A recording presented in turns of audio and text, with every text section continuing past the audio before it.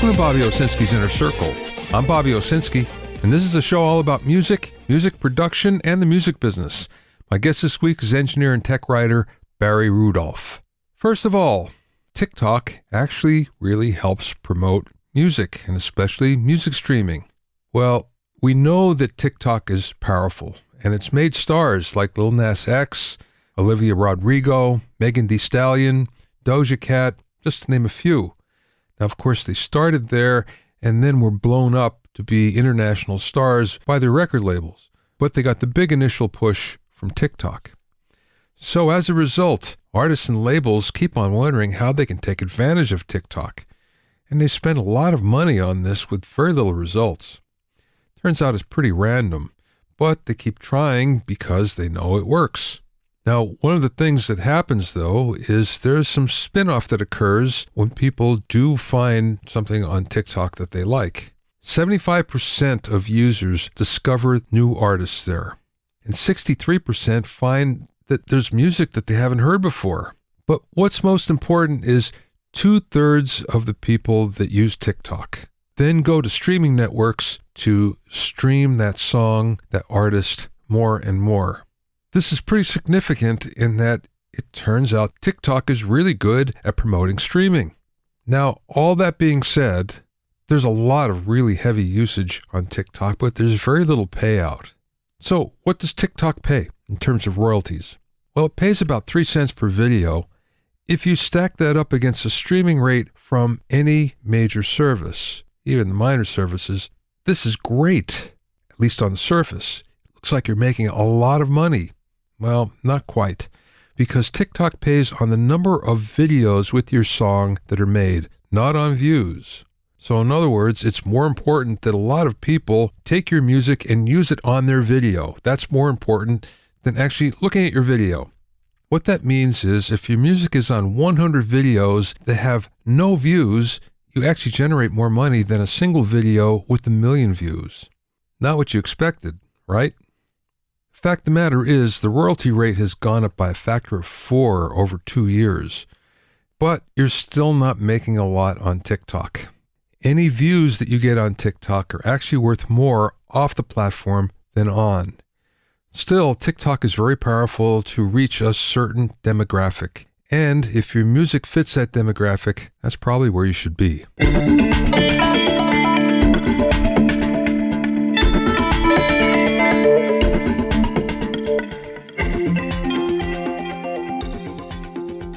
If you have any questions or comments, you can send them to questions@bobbyowsinski.com.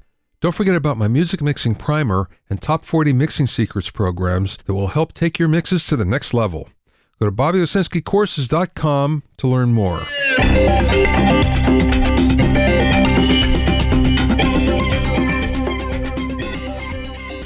Now, everybody responds to drumming, and it turns out there's a scientific reason why. The act of drumming has been studied by scientists and anthropologists, and they've found a number of things that are kind of significant. First thing is, drumming alerts our senses and triggers the need to move our bodies. Well, we all know that. If you're drumming, you're moving. If you're listening to drumming, you're also moving.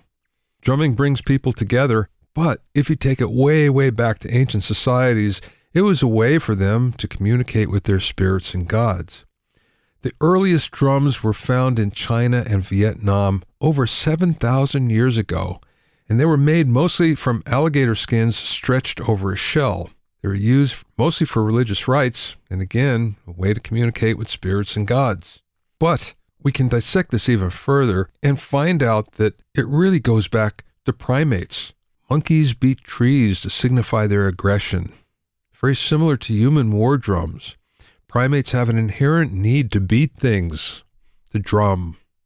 We all love a good drum circle, and drum circles have been common in all human societies. Lately, the more recent drum circles, the more recent societies, the more we've evolved, drum circles seem to revolve around the djembe. And the reason why, it's easy to carry, but it projects a lot more than other drums. It's pretty inexpensive too, because you can get one for about $25 if you really want.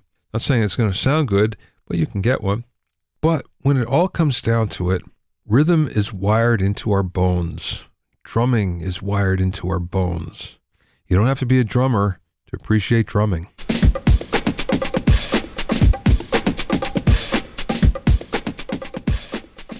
My guest this week is engineer Barry Rudolph, who's probably done more magazine gear reviews than anyone on the planet, probably by a factor of 10. As an engineer, Barry's worked on 15 gold and platinum records by artists like Lynyrd Skynyrd, Hall & Oates, Rod Stewart, Mick Jagger, and many more. Barry has also written more than 250 reviews of audio gear for Mix Magazine and over 2,000 for Music Connection, where he continues to this day. He was first featured here on podcast number 31 way back in November of 2014. During the interview, we spoke about the latest of Summer NAMM, the state of conferences, trends in audio production, mixing in Atmos, and much more. I spoke with Barry via Zoom from his studio in Los Angeles.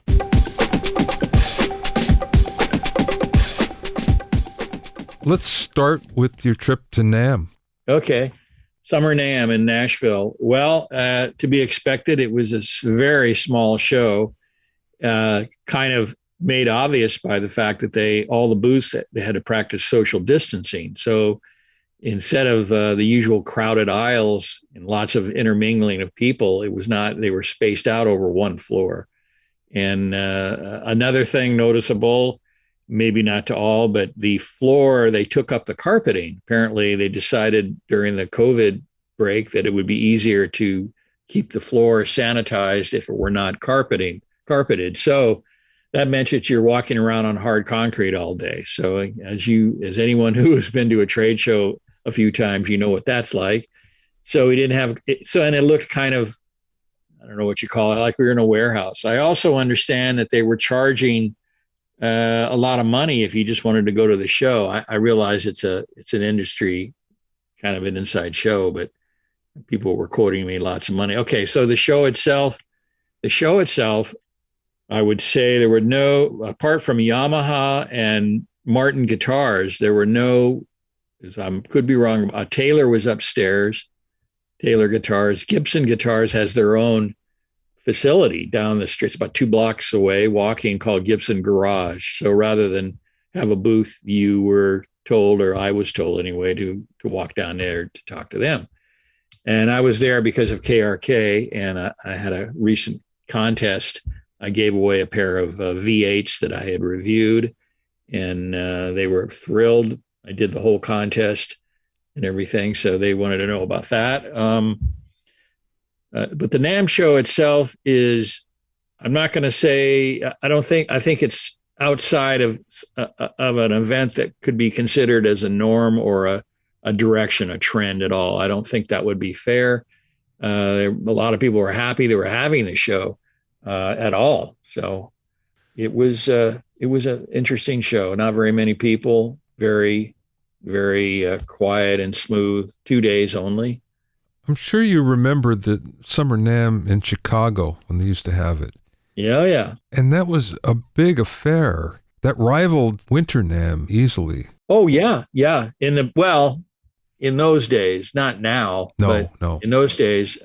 Yeah. So I sort of did my sort of straw vote about the AES show in October.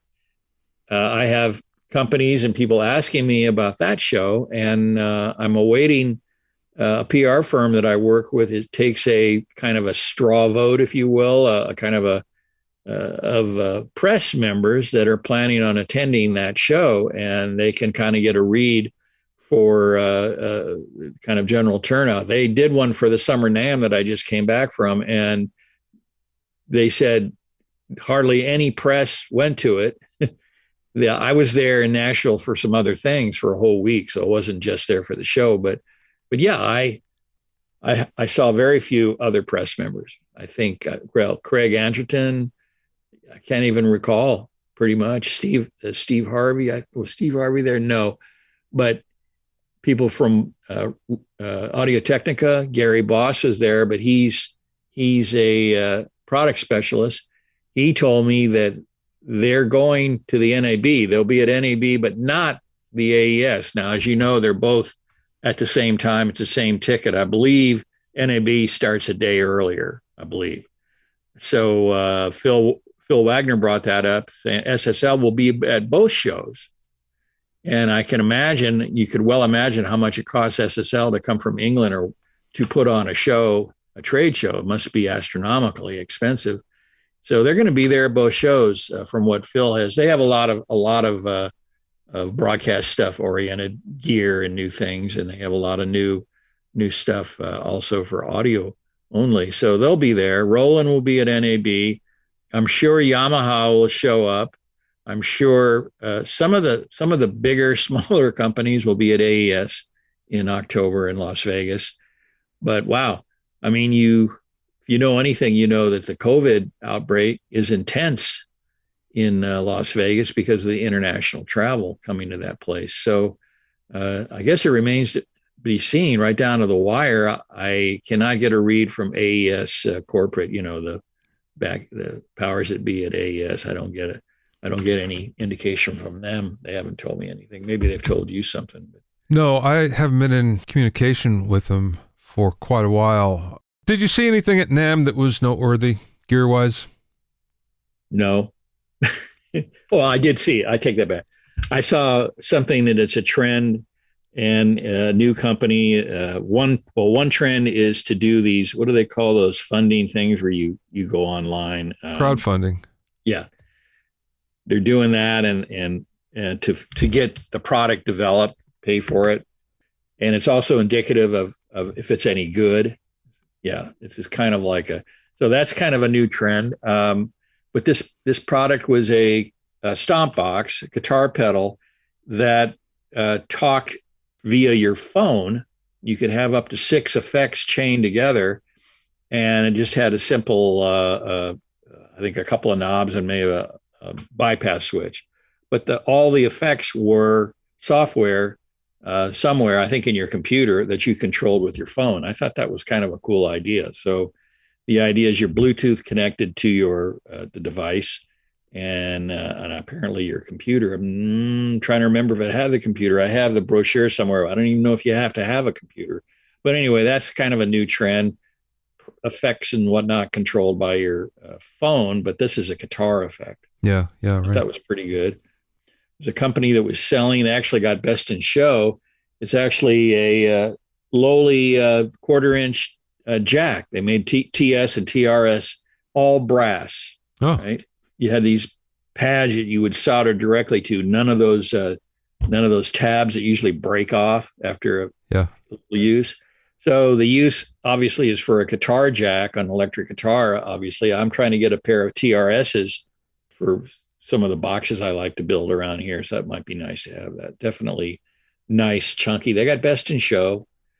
I'm thinking hard right now, but apart from the stuff that's kind of already out, that's really, Martin had some nice guitars, but that's the whole problem with trade shows these days. You know of everything that's happening already because it's been leaked online.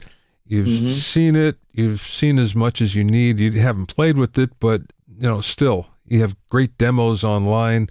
And of course, years ago that wasn't the case. You went there to see new product and hear product that you heard about. Pick it up, hold it in your hands, walk around it a few times. Yeah. Yeah, no, you can't even do that with the plugin, so it doesn't matter.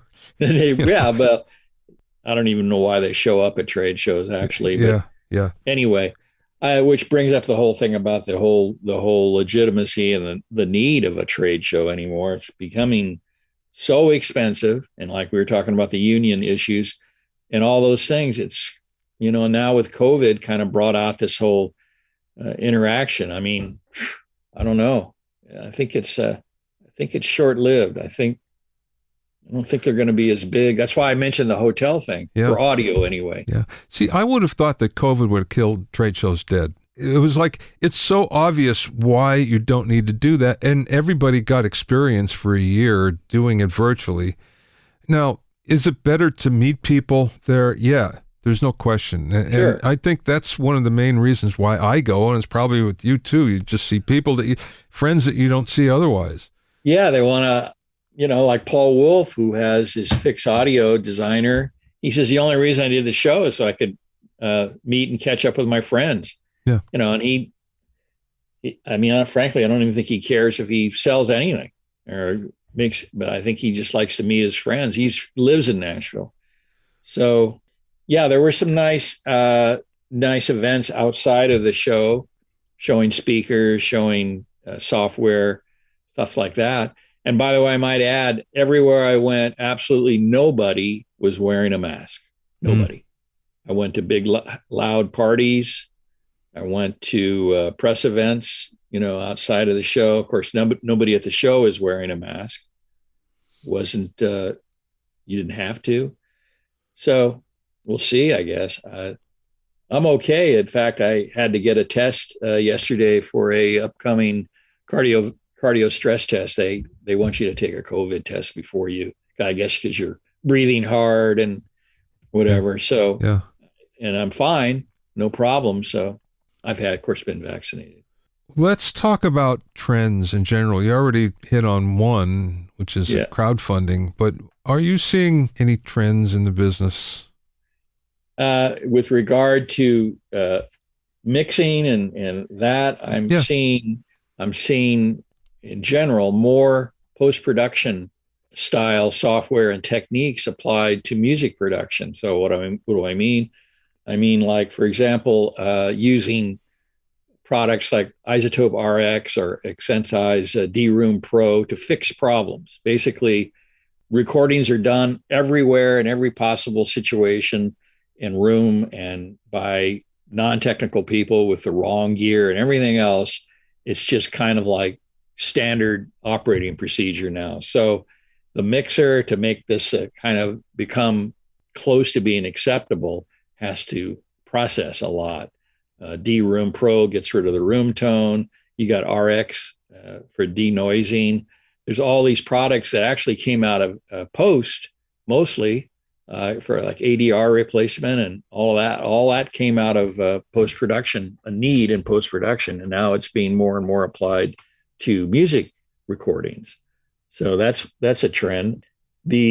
Remember the music, let's call it the music producer. And the producer role now is everything from songwriting and all inclusive, as you know, that it's a whole DIY producer, engineer, songwriter, even maybe artist, musician. All these are all hats worn by the producer nowadays. And depending on your facility in one of those arts is kind of the way that it's going to come out. The technology is a lot of resistance about the technology. When the old joke, you probably heard this, a rock band used to be four guys and a drummer, and now it's five guys sitting around reading manuals. Yeah, it's right. It's true. It's if they read the manual, which of course you have to go online to get the manual. They don't even print manuals on paper much anymore. But these are kind of old things. But I think one of the resistance is that somebody said to me, well, when I got into the music business, I played and I mixed music. Now I have to be a computer person. And I have to tell people, I said, this is coming from a long time. It's a long time coming, but come on. If you want to use the good tools and be able to do this, you have to be aware of using a computer and on the screen and all those things. And I think it's kind of a tired complaint, because then don't do it. Yeah. Yeah. Well, it was the same thing where there was a lot of complaints about mixing in the box, and, the sound wasn't there. The plugins didn't sound the same. And, we've gotten by all of that. Yeah. And the advantages outweigh that. And especially when it comes to people that can't hear the difference anyway.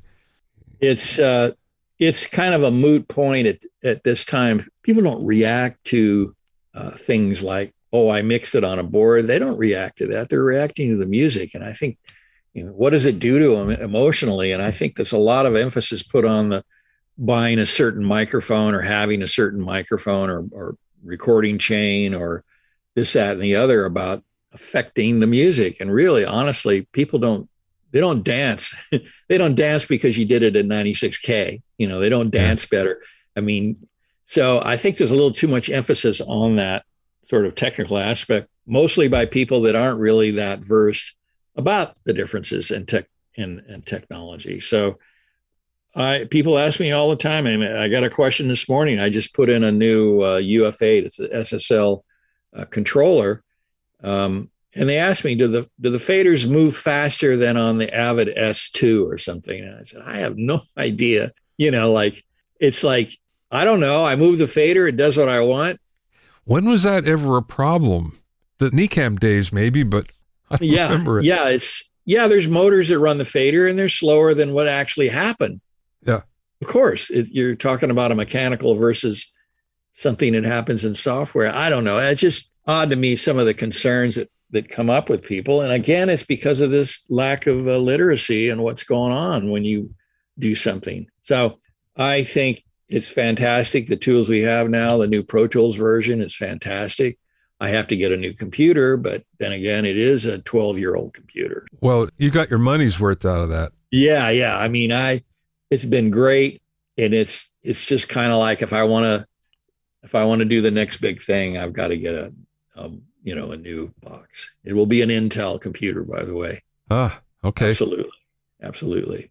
You're going to go PC? Well, it's a thought, but I know nothing about PCs other than the one I had for a while. All I ever did was update. I can't believe how they do that. It's crazy, but no, it'll probably be a 2019 Mac Pro, the tower, the new cheese grater, as they say. Yeah. And yeah, it's expensive as hell, but it's a professional piece of gear, Yeah, right. Well, that leads me into another question. Immersive audio and Atmos. And yeah. Oh, okay. Atmos. Yeah. You have experience in it. Oh, yeah. Well, I sort of saw the writing on the wall in about the time that Apple decided that they were going to start doing this spatial audio versions of songs. And then I heard Avid and Dolby co-wrote a teaching a class. And I asked Avid if I could audit the class, because I said, I get nothing but questions.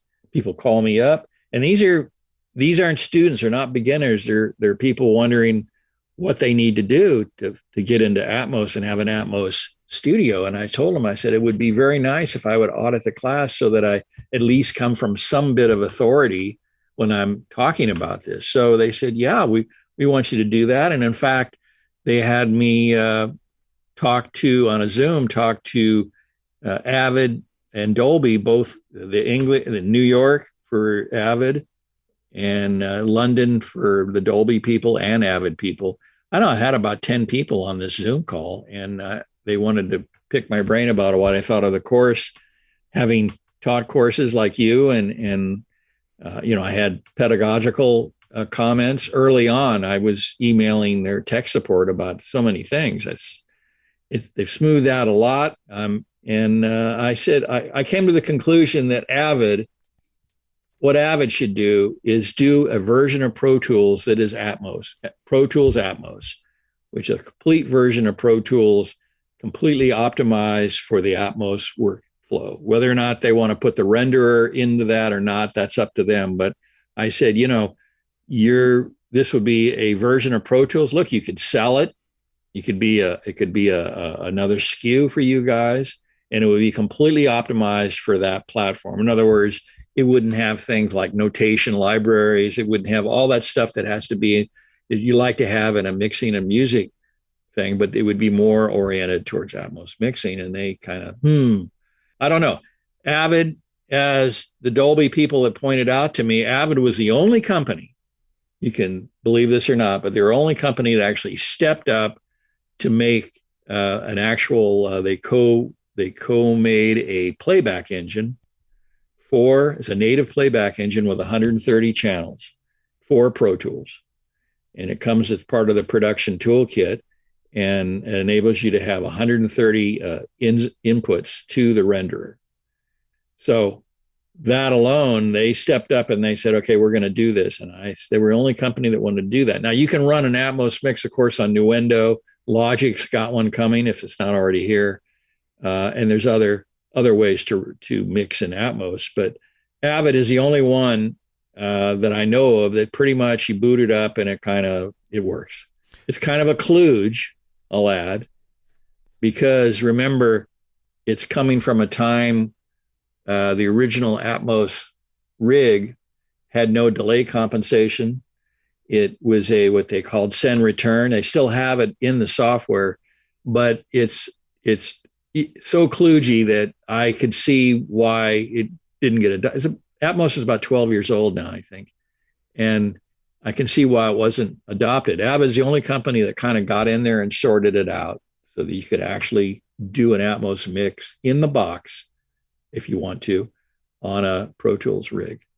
Okay, let's get philosophic for a second. There's a lot of Atmos rooms going in. Yeah. There's supposedly a lot of production, but I don't know that for a fact. I hear of a lot of rooms going in. I don't know what they're doing with them.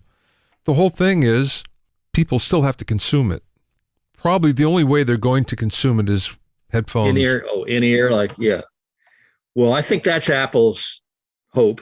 One of the reasons why the record labels want it is some of the copyrights are running out. They would have to revert them back to the artist.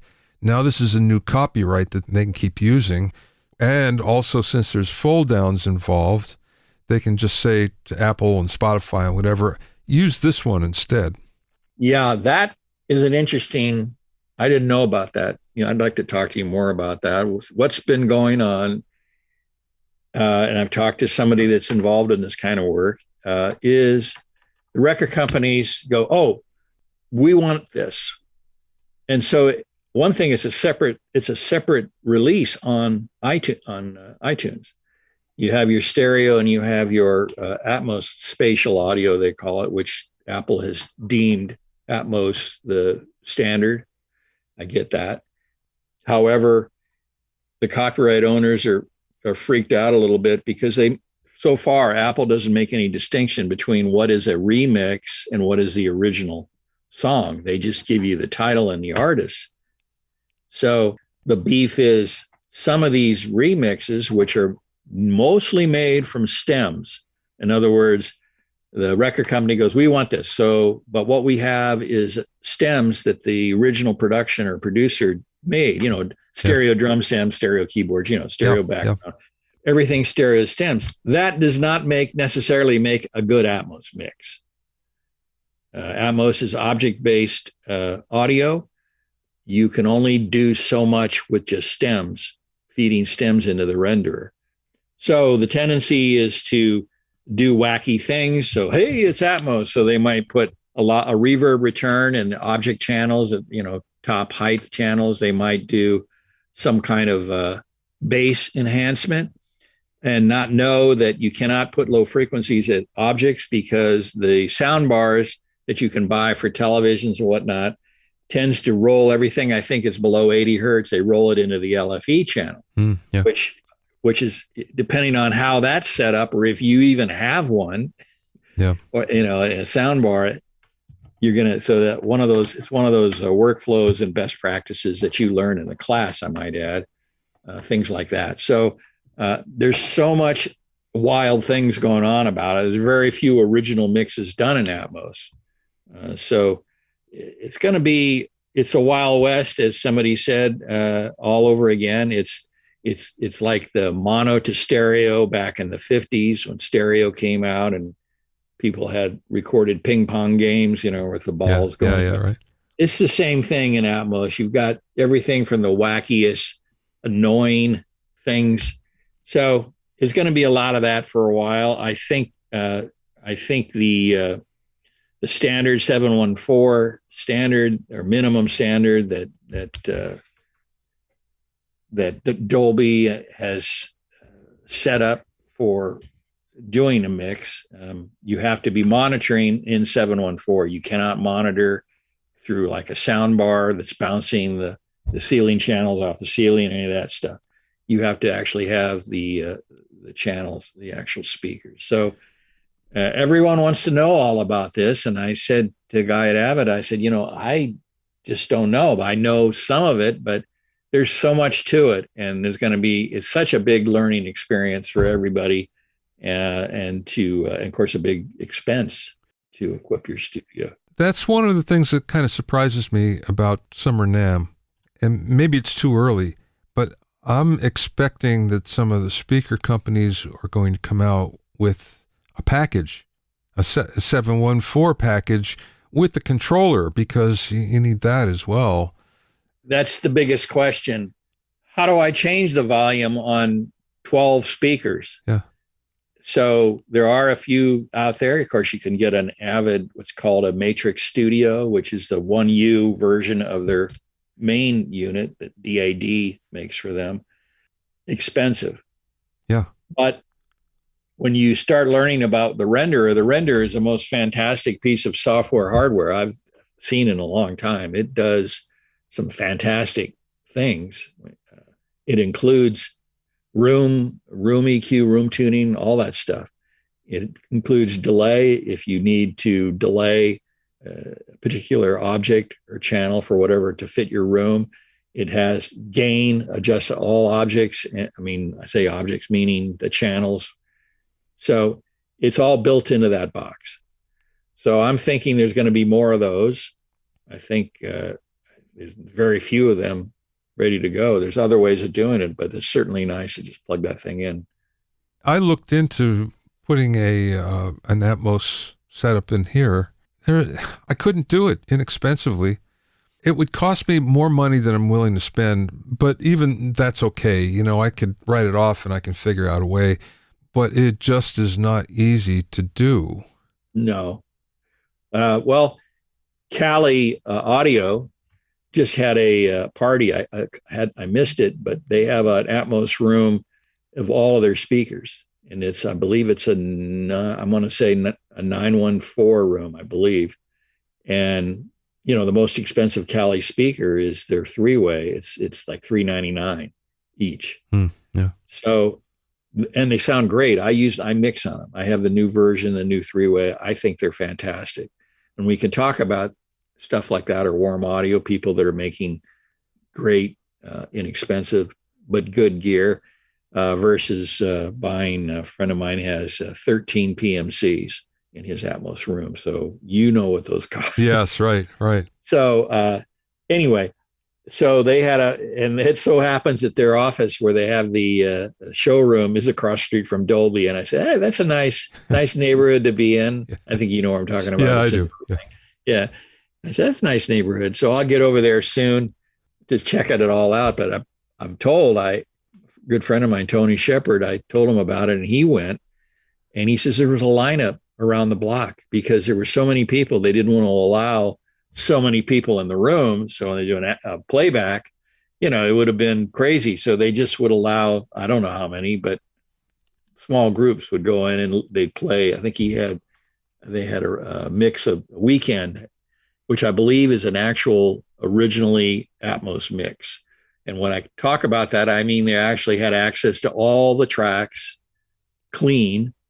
So they actually did a mix where, unlike a stem where everything is baked into the stem, vocal sounds, compression, all that is baked into this. Is all was free, and they were able to mix an actual Atmos mix. When that starts happening, then it's going to really be something. Even on headphones, you can switch to binaural mode on headphones, and it's pretty good. It's not as good as on speakers, but I took the whole course listening on binaural and headphones. Really? Wow. Yeah.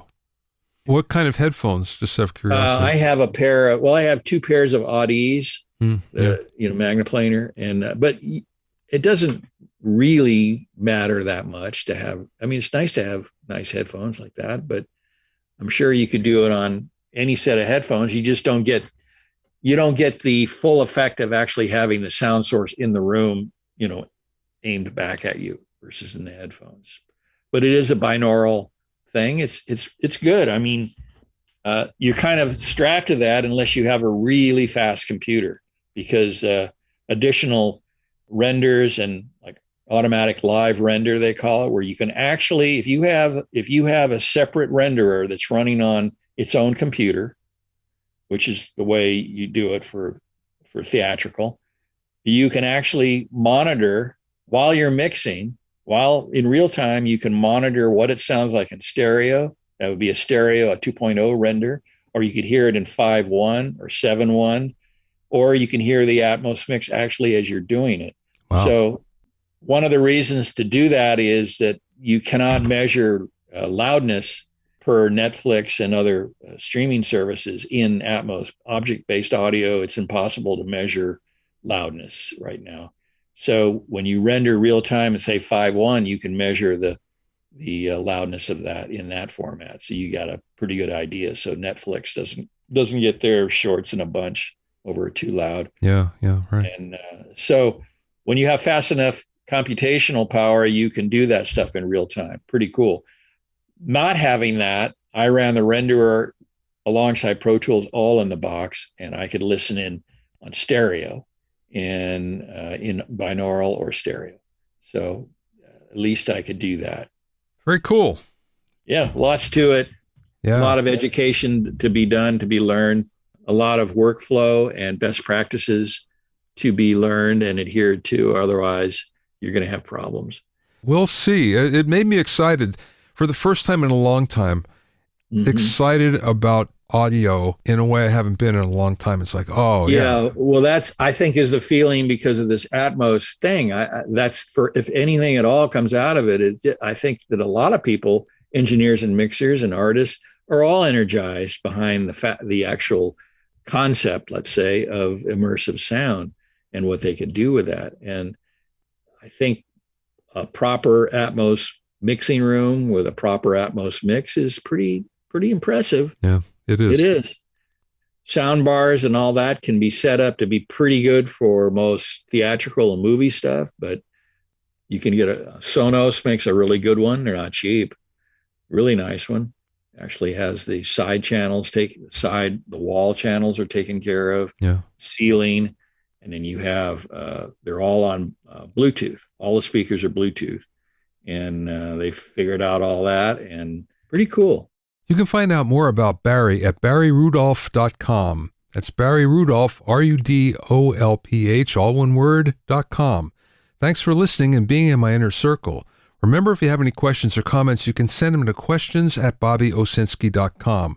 To listen to the episodes of Bobby Owsinski's Inner Circle, go to bobbyowsinski.com and select the podcast tab, or go to bobbyoinnercircle.com, where you can find it on Apple Podcasts, Stitcher, Mixcloud, Google Podcasts, Spotify, Deezer, TuneIn Radio, Radio Public, and Podbean. At bobbyowsinski.com and bobbyoinnercircle.com, you'll also find a sign-up form for my newsletter and for alerts for new podcasts. This is Bobby Owsinski. I will see you next time.